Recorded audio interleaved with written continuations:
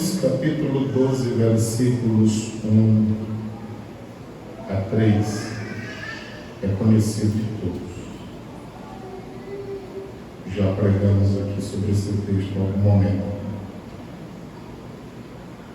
E falaram Miriam e Arão contra Moisés, por causa da mulher cuxita, que tomara porquanto tinha tomado a mulher cuxita. Toda a igreja, o versículo de número 2, já.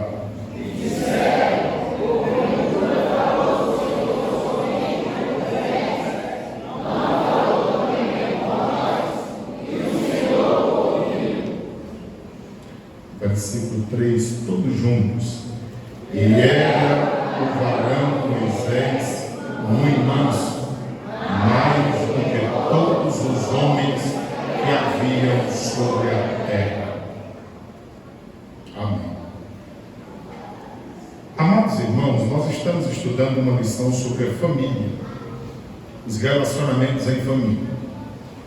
E os irmãos têm percebido que a praga da inveja tem estado em todas estas histórias até aqui e também nas que não estudamos. Por exemplo, logo quando inicia Gênesis 4, nós vemos uma inveja de Caim contra Abel, a ponto de tirar a vida do próprio irmão, por uma questão muito simples.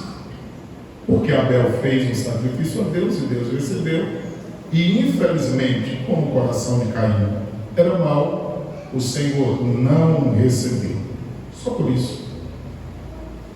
Aí eu volto a relembrar aos irmãos: o fato de você viver bem já incomoda muita gente. Depois nós vimos a história de Abraão, Sara, Agar, e nós vimos também que uma inveja é criada no coração de Sara, mesmo ela tendo colocado como sugestão para que Abraão possuísse uma outra mulher, mas depois deu uma dificuldade. Depois nós vimos que Isaac e Rebeca também amaram cada um mais um filho do que o outro. Deu um outro problema muito grande entre os filhos. Tudo isso, sem sombra de dúvida, era inveja. Bom seria que Jacó tivesse aprendido a lição, mas infelizmente não aprendeu e tornou a repetir o mesmo erro na família, amando mais a José do que aos demais. Mas a gente percebeu que o problema não estava só em Jacó, porque quando eles inventam e tramam uma situação para dar um sumiço em José, ficou Benjamim. E quando ele fica, o amor que era de José, ele destina agora ao mais jovem. E os irmãos já não tiveram tanta dificuldade, significando dizer que eles mudaram. Então o problema não era só o amor do pai, era exatamente o coração doente dos irmãos. Depois nós vimos sobre os ídolos na família, que sem sombra de dúvida entra a inveja de novo. Porque o sogro de Jacó prosperou, mas Jacó prosperou mais do que ele. Então os cunhados ludibriaram o sogro de Jacó e teve uma complicação, tiveram que sair. E é quando Raquel furta os ídolos domésticos e aí deu todo um problema. Domingo passado nós estudamos sobre motim em família. E hoje nós estamos dando um tema, olhando para esse texto sagrado, inveja na vida e família e como evitá-la. Inveja na vida e na família e como evitá-la. Eu lembro-me de Tiago, é impossível falar de inveja e não lembrar do que Tiago diz, que chega a ser estarrecedor. Tiago fica aí logo após Hebreus. O capítulo é o de número 3. O versículo é de número 14 a 16. Veja só. Mas se tendes amarga inveja. Então veja que a inveja é terrível, a ponto de amargar. E sentimento faccioso. Quem é invejoso geralmente tem sentimento de divisão, de criar contenda. E aí diz assim: em vossos corações não vos gloriem, nem mintais contra a verdade, porque o coração de quem vive em amarga inveja, em sentimento de discórdia, sentimento faccioso, e isso está entranhado no coração, às vezes não consegue perceber, e ao invés de contemplar o defeito e mudar, se gloriam disto, e passam a mentir contra a verdade, ou seja, criar histórias, mesmo quando elas não existem, não há nenhuma possibilidade de haver, mas surgem histórias. O versículo de número 15 diz: essa não é a sabedoria que vem do alto. Irmãos, quem é invejoso, deixando o diabo trabalhar na sua mente, no seu coração, tem uma capacidade de criar e de levar as pessoas a crer numa história, mesmo quando é mentira, de uma forma que você fica boquiaberto. Alguém me pergunta: qual dos dons mais importantes para este tempo? Eu digo que é o de discernimento. Irmão, você separar o que é certo do que é errado nos dias atuais não é fácil. Até porque toda mentira da atualidade geralmente ela vem vestida de verdade. Mas no âmago, no seio, lá está a doença. E infelizmente, se a gente não tiver o discernimento de Deus, a gente pode deixar ser levado por conversas. O texto sagrado diz ainda: essa sabedoria ela não vem do alto, mas ela é terrena ou humana. Ela também é animal, não parece pensar nos prejuízos que pode causar, mas tudo está explicado aqui, é porque é diabólica. Então veja que é algo terrível. Versículo 16: porque onde há inveja, tem um espírito faccioso, tem um espírito de discórdia, de divisão. E aí diz assim: aí há perturbação. Irmãos, tem gente que quando doente de inveja, ele se perturba por ver as pessoas bem. Você tem lembrança do filho pródigo? Não o que saiu, o mais novo, mas o que ficou em casa.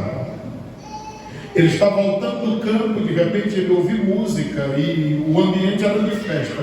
E ele já pergunta ao empregado: o que está acontecendo aí? Ele disse: é o teu irmão, aquele que saiu, voltou. A Bíblia diz que só isso foi suficiente para ele zangar. O pai teve que insistir com ele para ele entrar dentro de casa e se alegrar. Ele não queria. Você acha que isso acabou? Até hoje as pessoas medem isso. Por que alguém chegou ontem na igreja e tem tantos talentos ou desenvolve tantas funções e nós que estamos há tanto tempo não conseguimos desenvolver absolutamente nada? Quando você vira alguém que para ele, para ela, nada nunca está bom, antes tudo tem defeito. Pessoas que não têm prazer em tecer um elogio acerca de nada e nem de ninguém. Pessoas que não têm prazer em ver pessoas bem, antes têm prazer em entristecer, em humilhar, em envergonhar. Já começa a observar, porque pode ser uma pessoa problemática. E nós, como crente, não podemos ignorar nem desprezar as pessoas. Precisamos orar por elas, na medida do possível, à luz da palavra, tentar esclarecer que são pessoas que precisam do cuidado divino e assim trabalhar a vida destas pessoas para que elas vivam melhor, porque somente envolvido com Cristo poderemos viver melhor. Então, a perturbação nestas vidas e também toda obra perversa. As pessoas invejosas geralmente são pessoas perversas. Criam, inventam, só com um propósito: complicar pessoas, criar contenda, para que essa facção, como diz o texto, ela esteja no meio do povo de Deus. Então nós devemos ter cuidado quanto a isso, e muito cuidado. Eu disse aos irmãos que a lição do domingo passado era importantíssima, e eu até falei na classe com os irmãos antecipadamente, porque ela trabalhava tanto o capítulo 11 quanto o capítulo 12, que nós não vamos trabalhar nesta noite, apenas ficaremos com o 12. Eu quero só mostrar um versículo aí, Números 11 e o versículo 4, porque eu julgo ser interessante. 11:4, qual é a primeira palavra que tem aí? Os irmãos observaram o que é isso? O texto diz assim, ó, que estava no meio deles. Quem era eles? O povo de Deus. Veja bem em Êxodo, capítulo 12, versículo 38.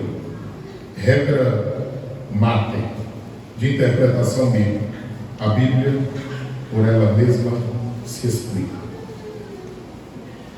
Êxodo, capítulo 12, e o versículo de número 38. A Bíblia diz aí: e subiu também com eles, olha aí, são os mesmos lá. O que foi que subiu com eles? Pronto, então o vulgo ali, essa mesma mistura de gente, que Deus havia dito, não se misturem com esse povo, tenha cuidado com essas coisas, mas como o povo não vigiou, terminou trazendo problemas, e problemas muito sérios.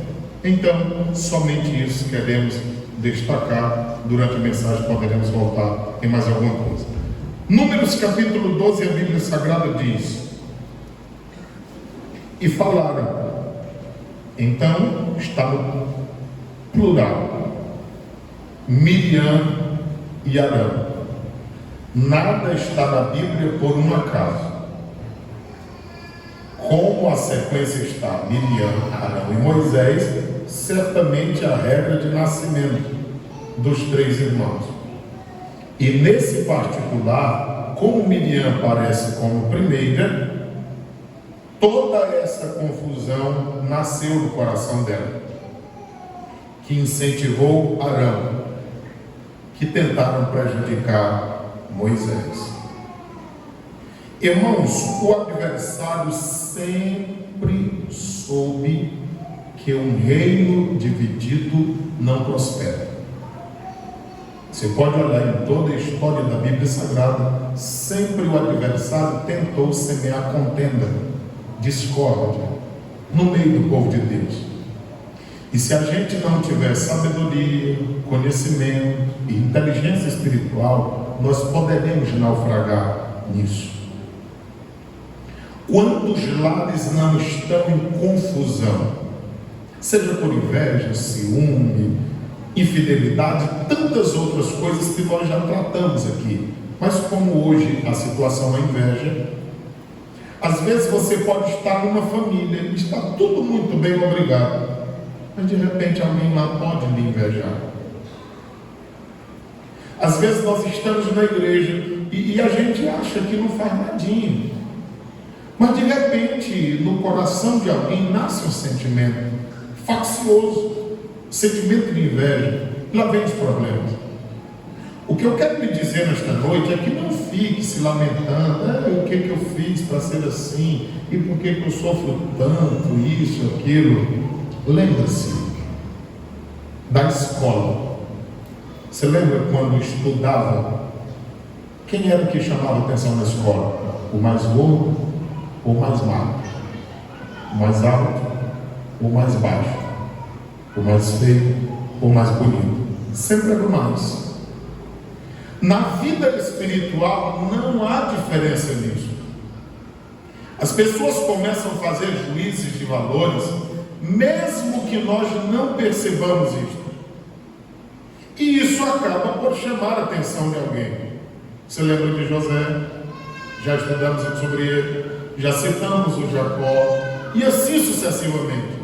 Sempre aquele ou aquela que for diferente atrairá os olhares, não somente de Deus, mas também das pessoas, e enfrentará dificuldades. Então, às vezes, você pode estar inserido numa família e de repente ter algum tipo de destaque na sua vida, e por esse motivo, como foi o caso de Jefté, também não vão gostar de você. Nesse caso, o que mais importa é nós sermos amigos de Deus, estarmos do lado de Deus, estarmos amparados pela palavra de Deus, termos a certeza que estamos servindo a Deus, estamos fazendo por onde agradar a Deus, porque se todas as pessoas estiverem contra nós, mas Deus estiver do nosso lado, a vitória é nossa em nome do Senhor Jesus. Porque se a gente for parar e ficar olhando para o que pensam as pessoas nesse particular, nós não faremos absolutamente nada. Você lembra de Saul e de Davi? Quem lutaria com Golias se não fosse Davi? Qual foi o objetivo de Davi? Foi só defender o nome de Deus. Ele disse, ele está afrontando o exército do Deus vivo, nada mais que isso. Olha a visão dele, ele é um incircunciso, ele não tem um pacto de aliança com Deus, e ele também é filisteu, não tem nada a ver com Israel.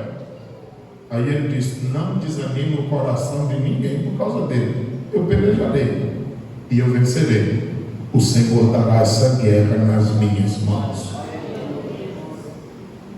Mas o problema é que depois as mulheres começam a cantar. Aí diz assim, Davi mata 10 milhares, Saul apenas 1 milhar. Era uma forma de dizer naqueles dias que alguém tinha conseguido um grande feito.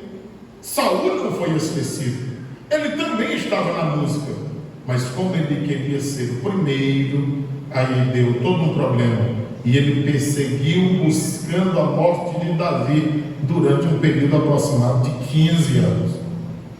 E Davi está lá, temente a Deus, servindo a Deus, cuidando das ovelhas, ajudando ele quando precisava, mas mesmo assim ele não compreendia isso.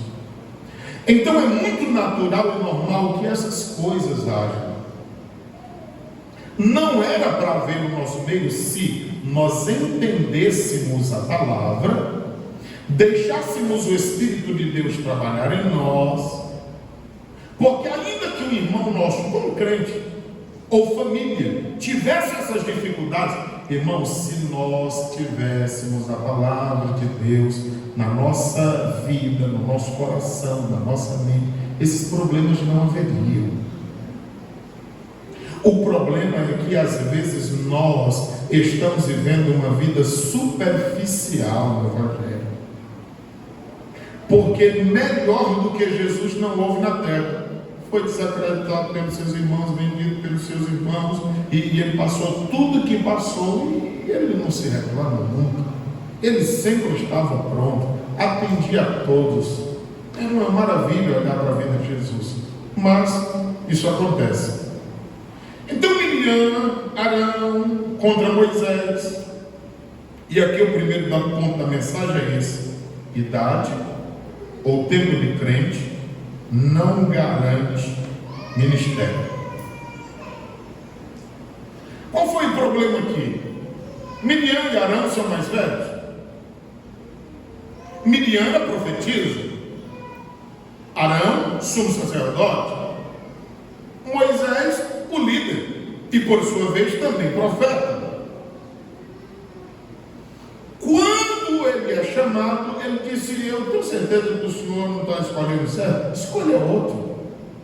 Você está vendo como quem tem geralmente não sabe que tem,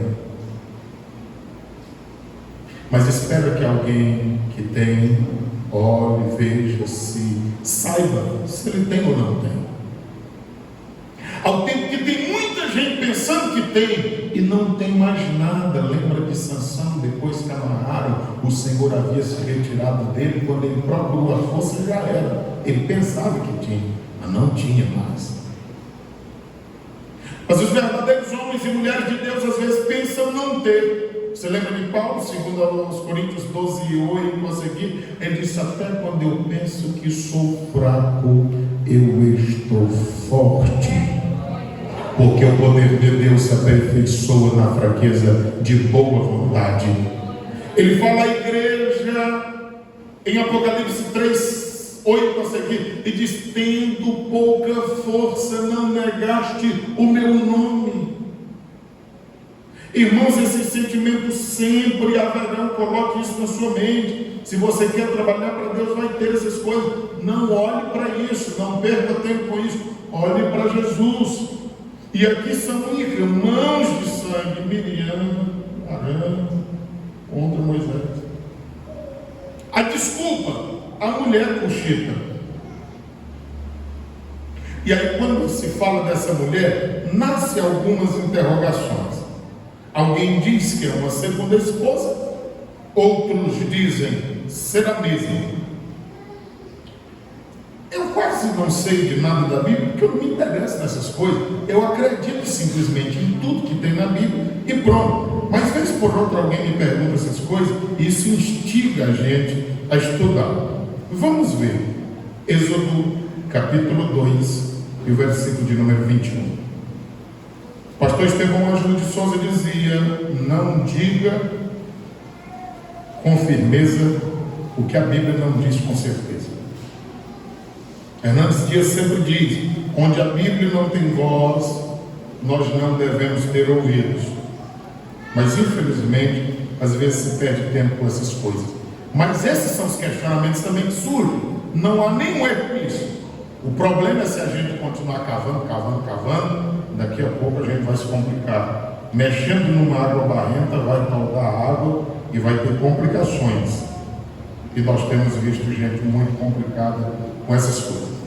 Mas veja o que diz Êxodo 2:21. Diz aí: Moisés consentiu em morar com aquele homem, e ele deu a Moisés a sua filha. Qual era o nome dela? Olha para o capítulo 4, versículos de número 24 a 26. Está escrito, Êxodo 4, 24 a 26. Aconteceu no caminho, numa estalagem, que o Senhor o encontrou e o quis matar. Aqui é porque Moisés não tinha cumprido. Talvez se ocupou com muitas coisas, esqueceu do compromisso, da aliança que o povo de Israel tinha com Deus. Alguém disse que era por causa da zebra, outros tem um bocado de coisa. O certo é que ele deixou de obedecer a Deus, assim como Abrão não confiou plenamente em Deus, deixando ser levado por Sarai. Ou seja, ele colocou a palavra de Deus de lado e foi olhar para o que Sarai estava dizendo, e aquilo causou problemas. Então o menino já está grande, Moisés não fez a circuncisão do menino, e aí Deus disse: eu vou já resolver, agora eu vou matar, que desobediente comigo assim, eu mato. Aí no versículo 25, então Zípora tomou uma pedra aguda. Eles pegavam uma pedra, irmãos, amolada, eles lavavam bem, com sal, colocava ao sol para que não houvesse bactéria, e no 8º dia o prepúcio da glande do órgão genital masculino era tirado completamente. 8º dia, porque era quando o corpo tinha como estancar o sangue. Um dos motivos, aliança com Deus, em primeiro lugar. Segundo, pouca água numa trajetória longa no deserto, para prevenir, para que as mulheres não tivessem câncer de colo do útero, por causa da sujeira acumulada ali. Por esse motivo, era tirado, e Deus faz tudo bem feito. A Bíblia diz: uma pedra aguda, e circuncidou o prepúcio de seu filho, e o lançou aos seus pés, ou seja, contra Moisés. E disse: certamente me és esposo sanguinário. Então já dá para você ver como era assim. Versículo 26. Desviou-se dele, ou seja, não quero nem contar com você. Então ela disse: esposo sanguinário, por causa da circuncisão. Olha aí em Êxodo, capítulo de número 18. Nós já lemos 2 referências sobre Zípora. A última em que ela é falada é agora. Êxodo capítulo 18 diz-nos a palavra: ora, Jetro, sacerdote de Midian, observe a palavra Midian. Jetro, sacerdote de Midian, sogro de Moisés, ouviu todas as coisas que Deus tinha feito a Moisés e a Israel, seu povo, como o Senhor tinha tirado a Israel do Egito. E Jetro, sogro de Moisés, tomou a quem? A mulher de Moisés, depois que ele lhe enviara. Provavelmente, lá no capítulo 4, quando ela se desvia de Moisés, Moisés diz: indivíduo, tu não quer, então tu fica-te aí. Mas o negócio foi tão sério que nem o pai dela aguentou. Passado o tempo, aí o pai dele disse: não, Moisés, está aqui, meu irmão. Tu te vira com essa tua bomba. E aí o versículo 3 diz que trouxe os 2 filhos e deixou lá com ele. É a última vez em que ela é citada. Então, quem acredita que aquela é a mesma esposa, está baseado em Abacuque 3, e o versículo de número 7, que nós estudamos aqui há poucos dias na escola bíblica dominical. Nós estudamos Abacuque 3 e 7. Olha só o que diz: vi as tendas de Cusã. Então, entendendo que aqui é Cush, em aflição, as cortinas da terra de quem? Que é a mesma lá no capítulo 18, Midian, Jetro, seu sogro. Quem acredita que é a mesma mulher, estão baseados nesse versículo. Quem não acredita que é a mesma, dizem que ela pode ter morrido, e ele, uma vez viúvo, casou com a Cushita. Isso não nos acrescenta nada na nossa fé, é só uma informação, não vai mexer e nem influenciar na salvação de ninguém. Agora, se a gente começa a se apegar a essas coisinhas, às vezes a gente fica procurando chifre de cabeça de cavalo e a gente vai ter muita dificuldade.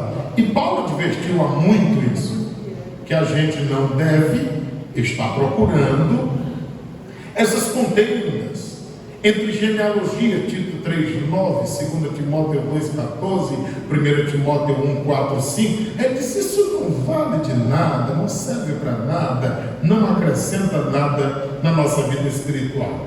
Então aqui está a mulher Cushita, que é uma desculpa. É apenas uma desculpa. Você pode ler todo o texto, só é falado da mulher Cushita nesse versículo e nunca mais se toca nela. Será que eles estavam preocupados por causa da mulher? Claro que não. A preocupação era com o ministério de Moisés. E a insatisfação com o ministério deles. Ora, sou mais velho, sou crente, por que tem que ser Moisés e não eu? Era esse o problema. Era única e exclusivamente esse o problema. Às vezes eu ouço alguém dizer: eu quero ser usado por Deus, eu quero ser uma bênção nas mãos de Deus. Tu bota na tua cabeça que tu vai ser usado por Deus, tu vai ser uma bênção nas mãos de Deus, mas vai ter muita gente para querer tirar a bênção de Deus da tua vida e como Deus te usa para tirar da sua vida. Então tu tem que entrar já sabendo que o nosso objetivo principal é agradar a Deus. é fazer a vontade de Deus. Ah, mas aí não tem nada a ver com a obra. Pô, na tua família, se tu começar a andar arrumado, bonito, comprar uma moto, ajeitar uma casa, ter um carro, daqui a pouco vão dizer que tu está vendendo droga. Mas só que se tu andar rasgado, tu não tiver uma casa para morar, isso é um miserável. Está entendendo? Então sempre vai ter problema. Então o que é bom mesmo é a nossa consciência tranquila, é certeza que Deus está conosco, que nós estamos trabalhando para Deus, que os nossos pés estão firmados no chão, mas a nossa mente está no céu, e aconteça o que acontecer, o nosso serviço é agradar a Deus acima de todas as coisas, e Deus nos fará prosperar. Se a gente colocar isso em mente, a gente vai embora. Se a gente se preocupa com essas coisas, a gente não sai de cima do lugar. Então, é assim que devemos prosseguir. Aí diz, que tomaram, por quanto tinha tomado a mulher coxinha. Baseado neste versículo, eu disse aos irmãos que o primeiro ponto é: idade e tempo de crente não garante ministério. 2. Comparação é indicativo de inveja em nós.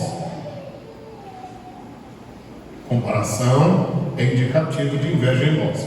Olha o versículo 2.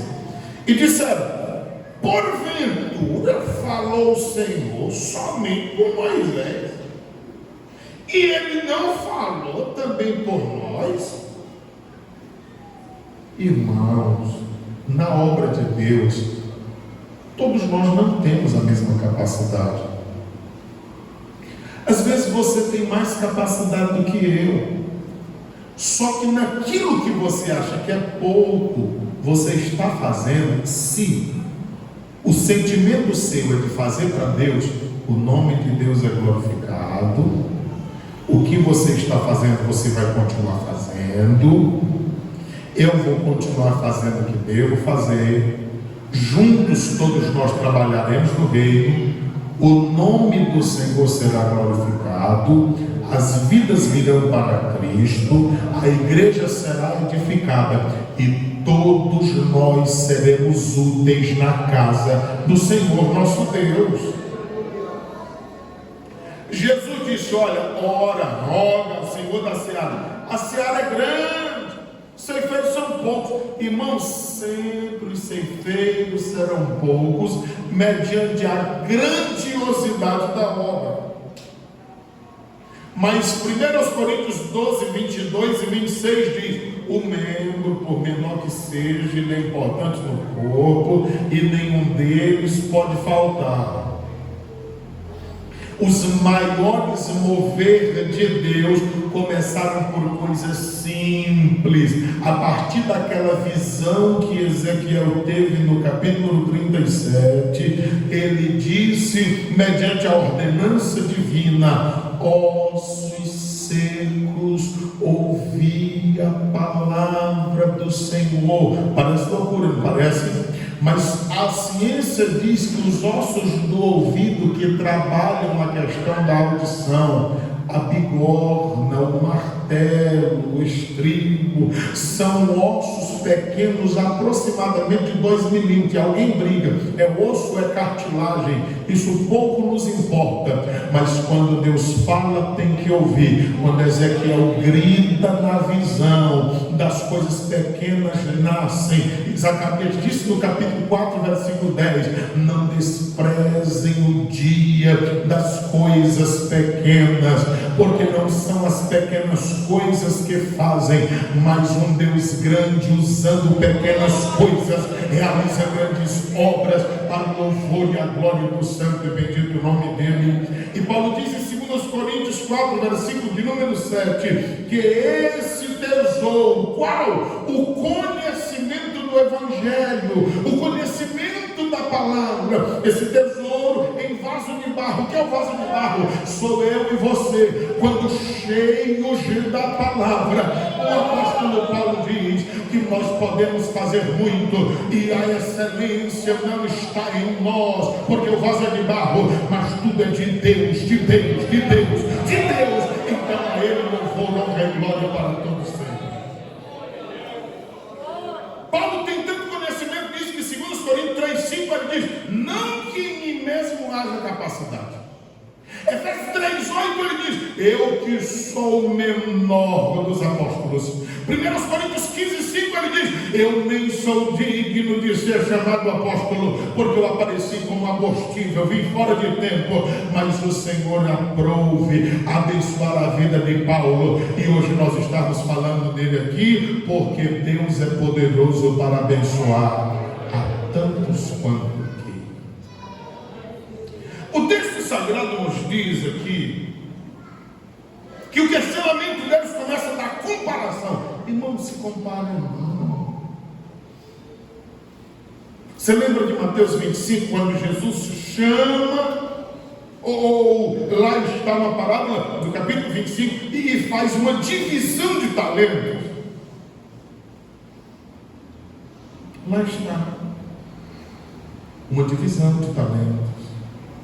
A um deu 5, a outro 2, a outro 1. Acho linda Mateus 25, 15. Segundo a capacidade de cada um. Irmãos, o que será recompensado no tribunal de Cristo não é a quantidade do que nós estamos fazendo. Não são os títulos que nós recebemos. É a intenção do coração. 1 Coríntios 4, 5 e 6. O desígnio do coração, ele vai sondar o que está no coração. O que está no meu coração quando eu estou pregando? O que está no meu coração quando estou ensinando? O que está no meu coração quando eu estou cantando? Se tudo que eu estiver fazendo é para honrar e glorificar a Deus, terá recompensa. Se tudo que eu estou fazendo tem outro propósito que não seja a glorificação do nome do Senhor, vidas para Cristo e a edificação da igreja de Cristo, eu estou apenas perdendo o meu tempo. Nós devemos colocar isso em mim. O que vai determinar a nossa recompensa não é o tamanho do que fazemos. Sim, é a intenção do coração com que estamos fazendo alguma coisa. O texto sagrado diz que eles fazem comparação, porque é com ele e não conosco. Irmão, se Deus escolheu outro, deixa ele escolhido. Veja o que você pode fazer para agradar a Deus também. E tanto um quanto o outro poderão crescer e o nome do Senhor ser glorificado. Porque de repente levantar-se contra quem Deus levanta é levantar-se contra o próprio Deus. É por esse motivo que eu torno a dizer aos irmãos: tenha consciência quem foi que lhe chamou. Seja consciente o que você está fazendo. Seja consciente para quem você está fazendo. Se foi Deus quem chamou você, se você está de verdade trabalhando para Deus, se tudo quanto você tem feito, o seu propósito é em verdade agradar a Deus, não pode seguir.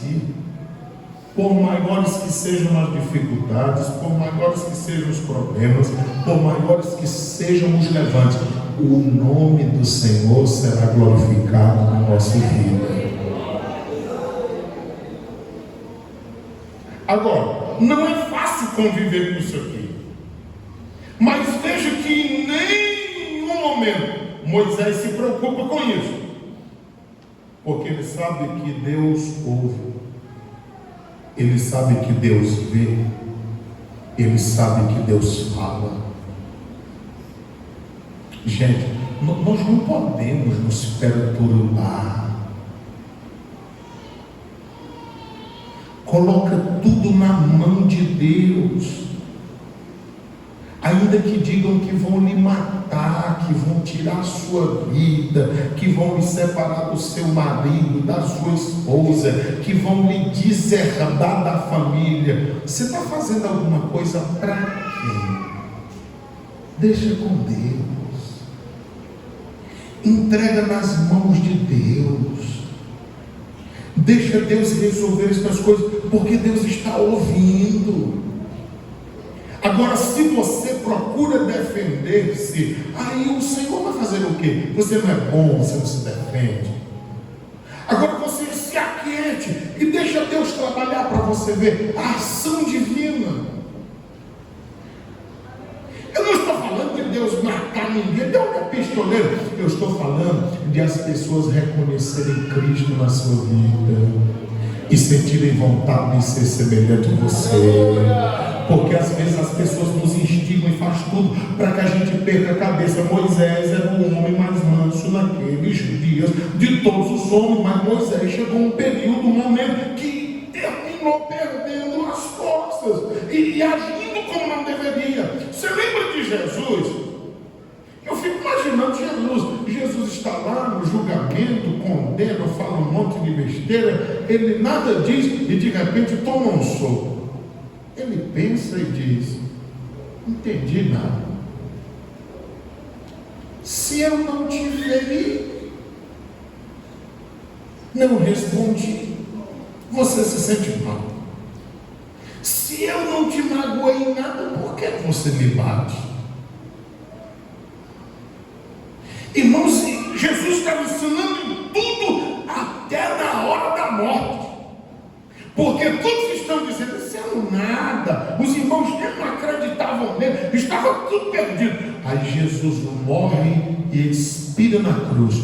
Quando ele expira na cruz,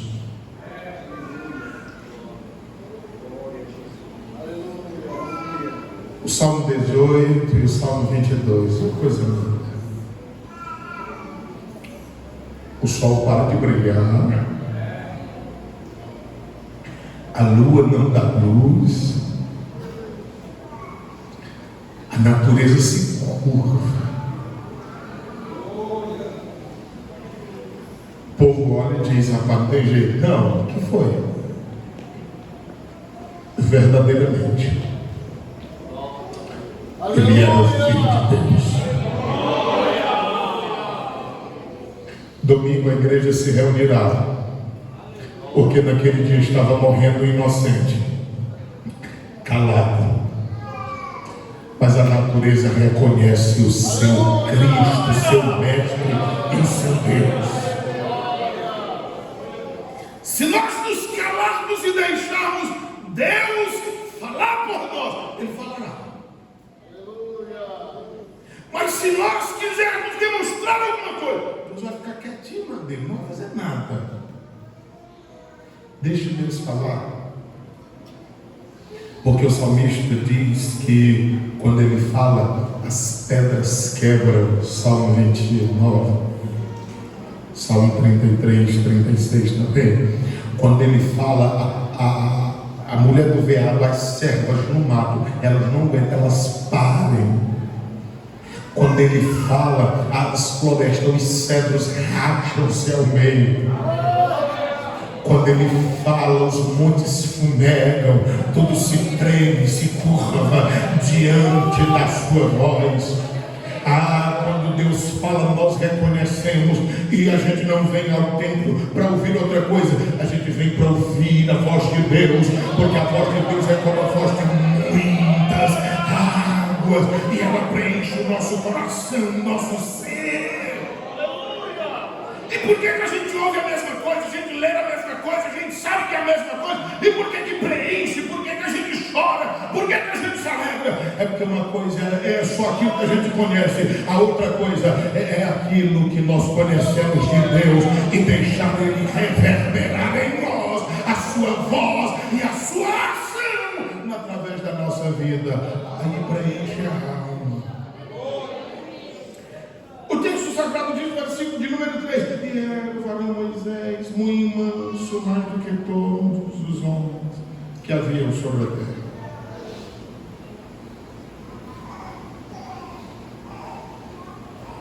Aí agora eu preciso voltar um pouco, capítulo 11, versículo 10.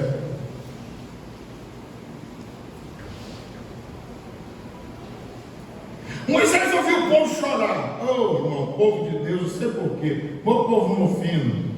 Eles tinham tudo, Deus havia abençoado de tudo. Mas Moisés viu o povo chorar, ele ficou triste também. E aí acabou falando com o Senhor. Só que Deus falou zangado. Você viu aí, versículo 10. Moisés ouviu chorar o povo pelas famílias, cada qual a porta da sua tenda, e a ira do Senhor grandemente se acendeu. Versículo 11. E disse Moisés ao Senhor: por que fizeste mal ao teu servo? Está falando dele.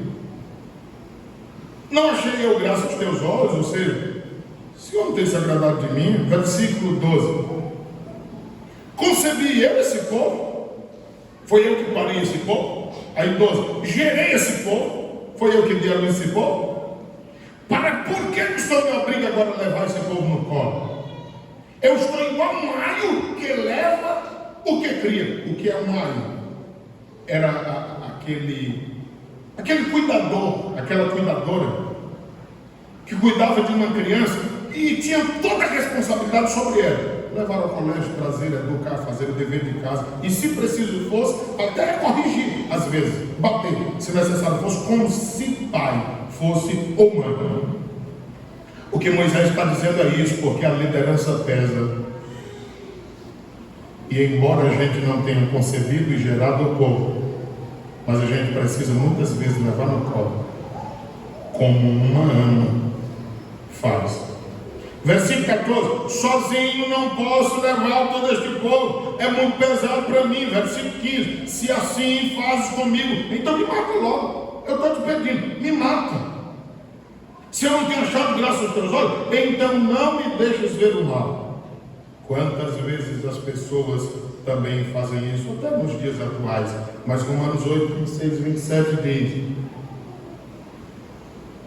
e quando nós não sabemos orar, o Espírito de Deus intercede por nós com gemidos inexprimíveis.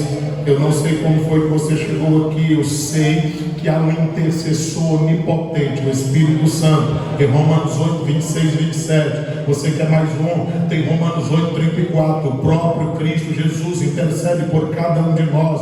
Quer de novo? 1 de João 2 e 1. Ele é nosso advogado. E não somente nosso, mas advogado de toda a humanidade. Se você chegou aqui sem saber o que dizer, o que falar, como orar, deixa Jesus falar por ti, deixa o Espírito Santo rogar a Deus por ti, e você terá a vitória certa, porque eles são intercessores nossos. O versículo de número 16: e disse o Senhor a Moisés: ajuda-me 70 homens. Observe, essa história é parecida, porque em Lucas capítulo 10, a Bíblia diz que Jesus também juntou 70 homens. E Moisés disse que depois dele só levantaria um semelhante. Era Jesus. Ele disse: aquele que vocês vão ouvir, ajuda 70 homens, tem que ser ancião do povo, tem que ser oficiais. Versículo 17: eu descerei ali e falarei contigo, e tirarei do Espírito que está sobre ti, e porei sobre eles, e contigo levarão a carga do povo que tu, sozinho, não o leves. Ainda hoje, Deus quer distribuir com o povo de Deus aquilo que está sobre a vida de alguns, porque biblicamente nós vemos que a unção que nós admiramos é a unção que geralmente nós recebemos. A gente percebe que só tem como a gente receber uma unção menor do que quem admiramos, igual a quem admiramos e maior do que quem admiramos. E não há pecado nisso, porque Paulo disse assim: podem me imitar, porque eu não estou vivendo ao meu bel prazer, eu estou imitando a Cristo. Então Deus disse: Moisés, tu não tens ciúmes do que eu te dei, então chama o povo, do que há em ti eu distribuo entre eles, o que não há necessidade tempo, nesta era, em tirar de alguém para colocar em outro, porque naquele tempo era Antigo Testamento, o Espírito descia a conta-gotas. Hoje, Deus só quer que a gente diga: eu quero. Você quer o que? Esse negócio aí. E o Espírito Santo descerá sobre nós de uma forma toda especial, para nos ungir e nos fazer prosperar, se a nossa vontade for para glorificar o santo nome dele. Se for para fazer o nosso nome conhecido, aí é só você procurar alguém aí que venda seguidores no Instagram, no YouTube, porque tem quem venda. Mas se for para fazer o nome do Senhor conhecido, é só ele que tem para dar a quem quiser. Da sua parte, para receber e fazer o nome dele glorificado. A Bíblia Sagrada diz que eles reúnem 70, vai lá. 18, santificam-os. Vocês vão comer carne. Eu me emocionei com esse negócio. Versículo 20. Ele disse: não é só um dia, nem 2, nem 10, e nem 20 dias. Versículo 20. É um mês inteiro. Vocês vão comer até se fartar e sair carne pelo nariz, até que vocês fiquem com fartio. Aí Moisés, no versículo 21, diz assim: Senhor, o Senhor contou direitinho. É 600 mil homens a pé. Moisés está falando aqui de homem preparado para a guerra, de 21 anos para cima. Então, quando junta as mulheres, o menino dá aí umas 3 milhões de pessoas aproximadamente. Versículo 22, a resposta de Deus é lindo. Para o Senhor disse a Moisés: seria pois encurtada a mão do Senhor. Agora verá se a minha palavra acontecerá ou não. Aleluia! Não, por que a gente tem dificuldade de acreditar nesse Deus? Você acha que a mão de Deus está mirrada? Em Lucas 6:6, tinha um homem com a mão mirrada e Jesus estava pregando. Ele disse: levanta-te e vem para o meio. Estica a mão. Esticou a mão e a mão voltou a ser o que era. A mão do Senhor não está encurtada. Isaías 14:27 diz que não tem quem faça a mão de Deus voltar atrás quando ele estende. Quando Deus estende a mão para abençoar, abençoado está. A gente precisa acreditar nisso.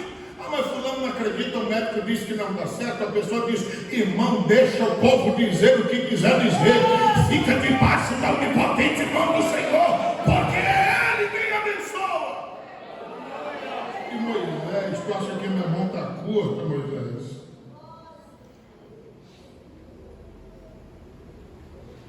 Eu vou te mostrar se acontece no versículo 24. Moisés falou as palavras do Senhor ao povo. Ajuntou tanto homens como mulheres, anciãos, foi todo mundo junto. Versículo 25. O Senhor desceu da nuvem e lhe falou, tirando do Espírito que estava sobre ele, pois naqueles 70 anciãos, quando o Espírito repousou sobre eles, profetizaram. Só foi naquele dia, nunca mais depois. Versículo 27, 6. Tinha 2 homens lá fora. O nome de um é Eldad, quer dizer Deus ama, e o outro Medad, quer dizer amor. O amor de Deus está com Deus, com quem Deus ama, ainda que esteja fora do arraial. Não tem problema não. Aleluia! Às vezes a gente está assim, e é como se quem até do nosso lado ou família esteja fora do arraial. Eu não sei se você já teve essa experiência de você gostar de Deus, se aproximar de Deus, descobrir coisas de Deus, e você querer repassar e as pessoas não querer, e você se irritar com isso, se entristecer com isso. Enquanto as pessoas não querem desfrute de Deus, enquanto as pessoas querem ser superficiais, mergulhem em Deus. Enquanto as pessoas desprezam Deus, fica com Deus o quanto você puder, porque você não se arrependerá. Ter comunhão com Deus, intimidade com Deus, graça de Deus é a maior riqueza que o ser humano pode experimentar e pode ter na vida. Não abra mão de Deus por nada. E se todos o abandonarem, fica tira tempo para Ele, ama a Deus. A Bíblia diz que Ele tirou sobre o Espírito e profetizar. Versículo 27. Um elemento lá no meio, invejoso, que não estava recebendo, correu. Aí foi e anunciou para Moisés. E Moisés, o Eldad e o Medad estão profetizando lá na arraial. Josué ouviu a história, outro invejoso. Aí disse assim: Moisés, eu vou lá, que eu sou teu servo, eu sou escolhido. Se eu quiser, eu vou lá e ir para ele. Irmão, parece que eu estou vendo essa cena. Moisés, ele vem aqui. E Moisés lhe disse: tu tens ciúme por mim, é? Tu sabe como é o meu coração? Eu quero é que todo o povo do Senhor seja profeta. Tu sabe como é meu coração, Josué? É que o Senhor dê todo este povo no seu espírito. Olha aqui como a mão de Deus não encurtou. Versículo 31. Então Deus soprou um vento, e o Senhor trouxe codornizes do mar, e espalhou pelo arraial, quase caminho de um dia, daqui em São Raimundo, Doca Bezerra, era essa distância do raio, e uma banda, e quase caminho de um dia da outra banda. Então era metro quadrado. Para todo lado daqui em São Raimundo, Doca Bezerra, estavam distribuídos. A banda do arraial, quase 2 côvados sobre a terra. Sabe o que é isso? Aproximadamente 90 centímetros de altura. Aí o versículo 32 diz assim: e todo o povo levantou todo aquele dia, que era o dia da promessa, e toda aquela noite, eles continuaram de noite, não pararam, e todo o dia seguinte, no outro dia também, e eles ajuntaram uma quantidade de aves naquele dia. Por quê? Porque Deus mandou um raio de 40 quilômetros, as aves voarem a aproximadamente 90 centímetros ao metro do chão, e aí eles iam pegando com a mão e iam colocando. A princípio eles se animaram, mas depois eles se enfartearam daquele negócio, porque Deus é poderoso e a mão de Deus não está encurtada. Eu estou lhe dizendo que o que Deus tem para nós é muito mais além, abundantemente, daquilo que estamos pedindo ou que estamos pensando, segundo o poder que opera em cada um de nós. Mas eu disse aos irmãos que o tema é a inveja na vida e na família e como evitá-la. Está aí. Em primeiro lugar, como evitá-la? É a consciência das nossas próprias limitações. Olha aí, Êxodo, capítulo 4. Irmão, quando eu sei que eu sou um Zé, nada, aí eu fico na minha. Eu não preciso ter problema com isso. Mas se eu pensar que eu sou alguma coisa, porque o invejoso é isso, ele acha que o lugar da outra, do outro, é o lugar dele. A mesma coisa acontece com o orgulhoso. Você lembra de Lúcifer? Ele disse: eu colocarei o meu trono acima do trono de Deus. Então é isso que acontece com o invejoso. Ele acha que o lugar do outro é... Mas não é assim que acontece. Mas quando nós conhecemos as nossas próprias limitações, a gente não tem problema com isso. Êxodo 4:10. Então disse Moisés ao Senhor: ah, Senhor, eu não sei nem falar, eu não tenho eloquência nenhuma. Isso não é de agora, nem de ontem, nem de antes de ontem, e nem ainda desde que tens falado ao teu servo, porque eu sou pesado de boca, pesado de língua. Versículo 13 a 16. Porém, disse o Senhor: ah, Senhor, envia por mão daquele a quem há de enviar. Isso aqui era Moisés dizendo: Senhor, bota outro no meu lugar. Versículo 14, diz-nos a palavra: então se acendeu a ira, o Senhor sangrou contra Moisés e disse: não é Arão o levita, o teu irmão. Eu sei que ele fala muito bem, mas eu não estou à procura de quem fala bem. E eis que ele também já saiu para se encontrar contigo. Quando ele te ver, o coração vai se alegrar, mas é tu quem vai falar para ele as palavras da sua sua boca, e eu serei com a tua boca e com a sua boca, ensinando-vos o que haveis de fazer. E ele falará por ti ao povo, e acontecerá que ele te será por boca, e tu lhe será por Deus. Trabalhar para Deus não é quem sabe falar e fala bem. Trabalhar para Deus não é quem tem desenvoltura muito superior. Trabalhar para Deus é ouvir de Deus e falar somente o que Deus mandou falar. Porque se a pessoa sabe falar bem, mas fala coisa de si mesmo, não vai para lugar nenhum. Mas se não sabe falar, ouvir Deus falar e fala o que Deus manda, o Senhor fará a obra, porque há poder na palavra de Deus. Ninguém é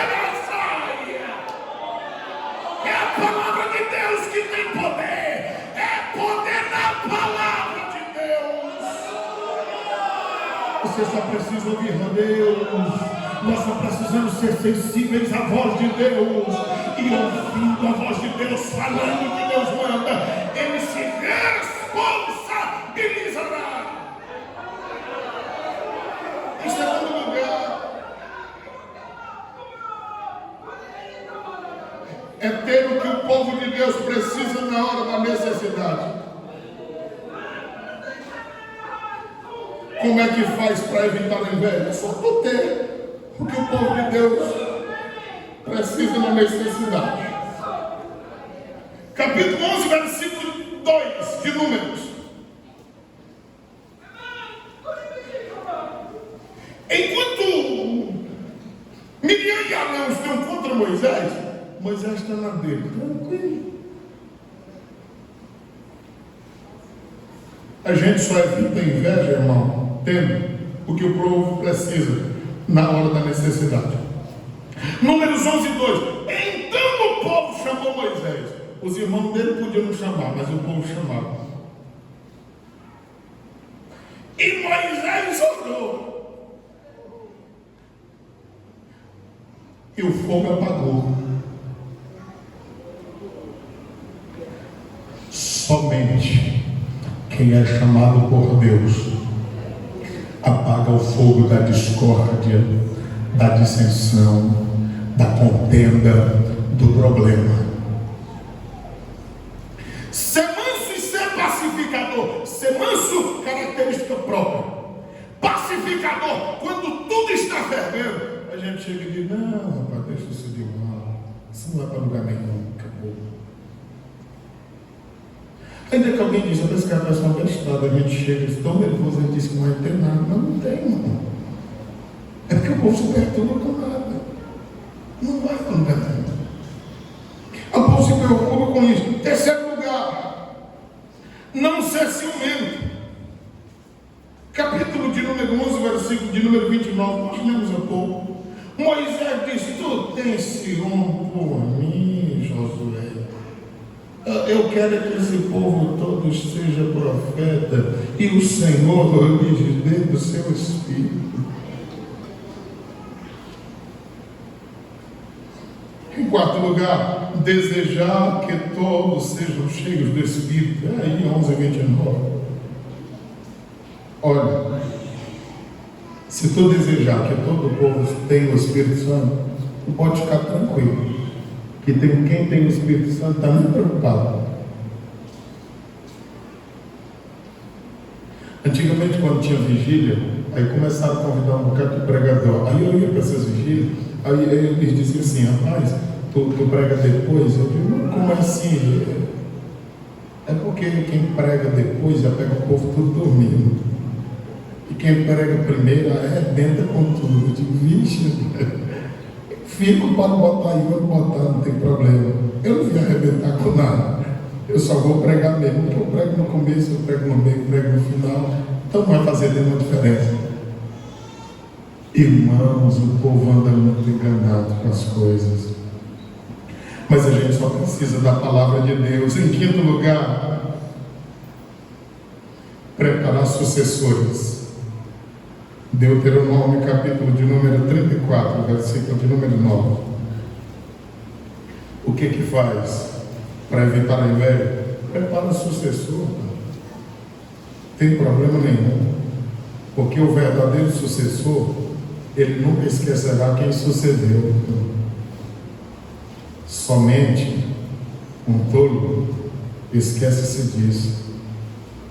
O texto sagrado diz em Deuteronômio, capítulo 34, versículo 9: e Josué, filho de Nun, foi cheio do espírito de sabedoria, porquanto Moisés tinha posto sobre ele as suas mãos.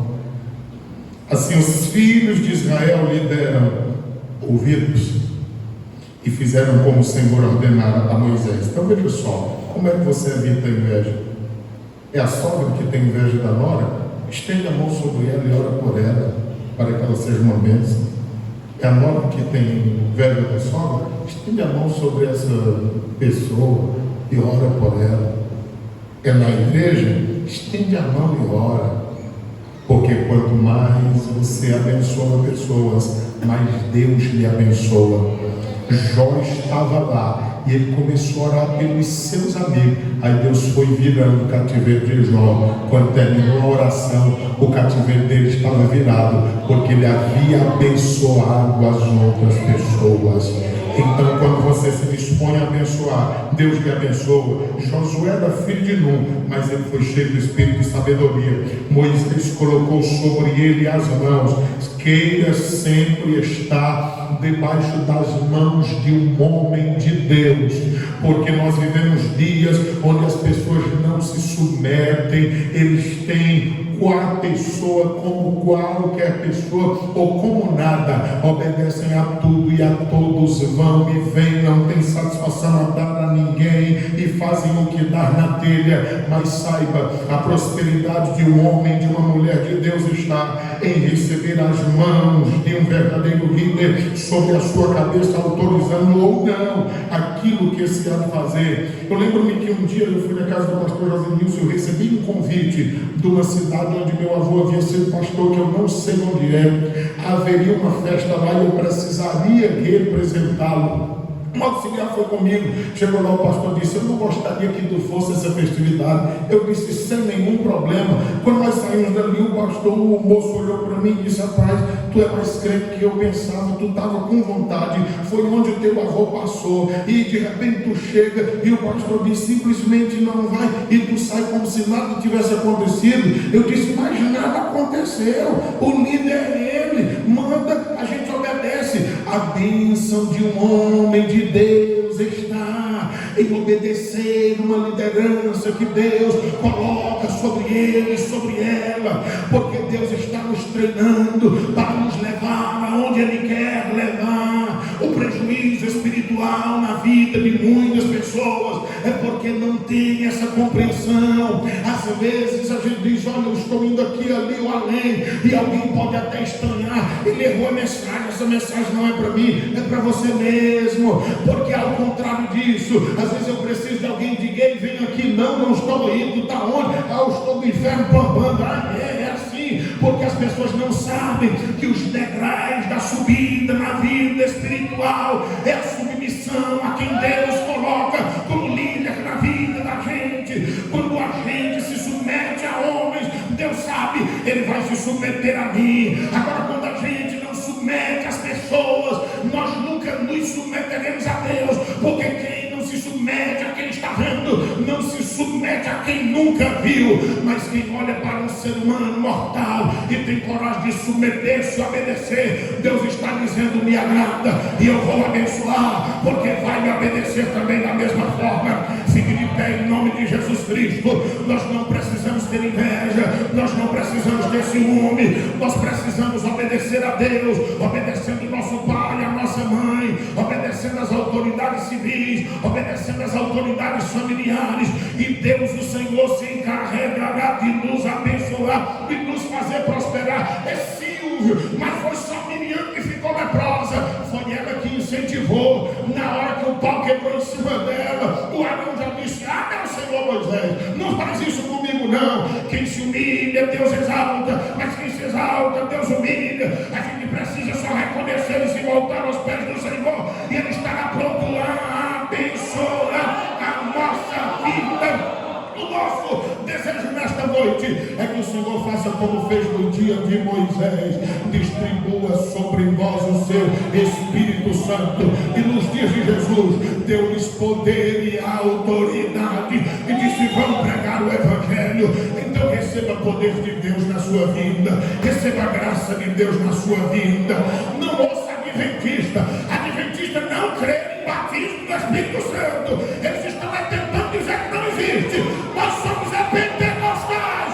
Nós acreditamos em poder de Deus, nós acreditamos em poder do alto, nós acreditamos em poder do Espírito Santo, nós acreditamos que como foi no dia de Pentecostes, ainda hoje acontece e está começando a acontecer aqui nesta noite. Se alegre em Deus, pule, bata a palma, adore ao Senhor, exalte a Ele em línguas, seja batizado no nome de Jesus Cristo de Nazaré, coloca a mão em cima da enfermidade e repreende na autoridade do nome de Jesus, e ela vai embora.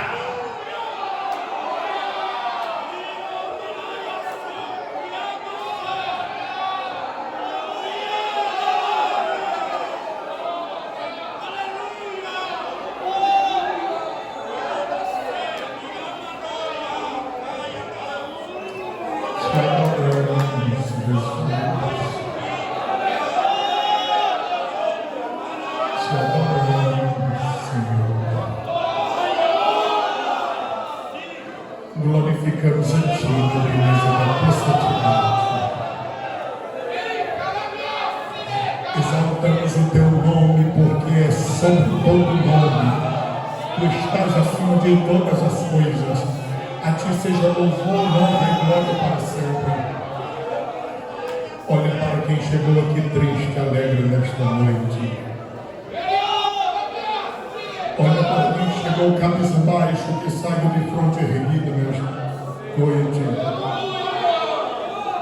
Abençoa de uma forma toda especial o Teu povo aqui. Tem alguém nesta noite que deseja entregar a vida a Cristo como Senhor e Salvador da sua vida? Tem alguém que deseja entregar a vida a Cristo como Senhor e Salvador? Que a graça de nosso Senhor Jesus e o amor de Deus, nosso Pai, a comunhão das santas consolações do Espírito do Senhor seja conosco, não somente agora, mas sempre. E toda a igreja do Senhor Deus diz: amém. Oh, clama na tribulação,